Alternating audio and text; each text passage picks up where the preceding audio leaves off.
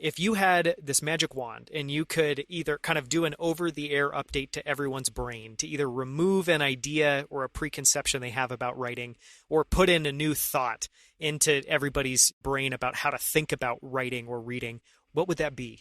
Well, I think it would be actually rooted less in language and more in experience. There's so much in our lives that causes inattention, so much built into the way we move through our lives that basically says that our awareness of what's around us at the moment is not important. And I'm not a particularly Zen kind of guy. I'm not a very mystical person in any way, but I know from living with the animals that I've lived with that they're in the moment at every moment. The moment is where perceptions occur. It's really as simple as that. And I think the fact that we all harbor inside our skulls this astonishing brain that's paying attention to the world around us, and yet we clutter ourselves with this question of what does it mean? What is its worth? How does it connect to what anybody else does? How do I stack up with them? What if we just tried to actually say something serious about how existence looks to us? I mean, one of the things I often say to my students is that the purpose of what we're doing here is to bear witness to the world around us. That is our job. It's fundamentally an ethical job, but it's also a literary job. It's the work of the poet, essentially.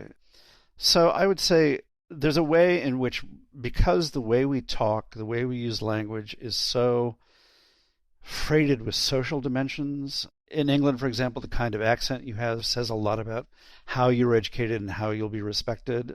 People get very nervous about what language they possess, and my feeling is that this is not about correctness. This is not about obeying the rules. It's about accuracy. It's about witnessing. It's about paying attention. It's about trusting that your perceptions that you are responsible firsthand for are really fundamental to your understanding of the world and ultimately can be captured in some way in language.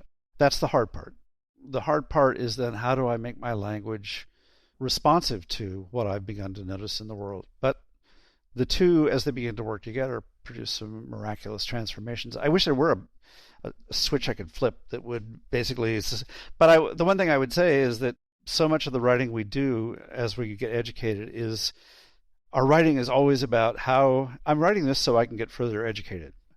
Well, okay, but what about the aspect of writing that's fundamentally playful, fundamentally intuitive? What about the aspect of writing that pays attention to all sorts of other things and is not merely a qualification for the next hierarchical leap?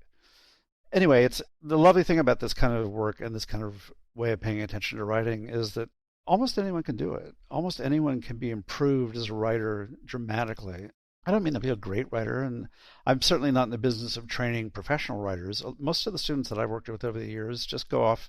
They have very different kinds of lives, but writing remains essential to them. Some have become wonderful writers. But the fact is that anybody can make a dramatic change in the nature of their own writing, the nature of their own reading, and the nature of their own response to the world around them perceptively, just with a little practice.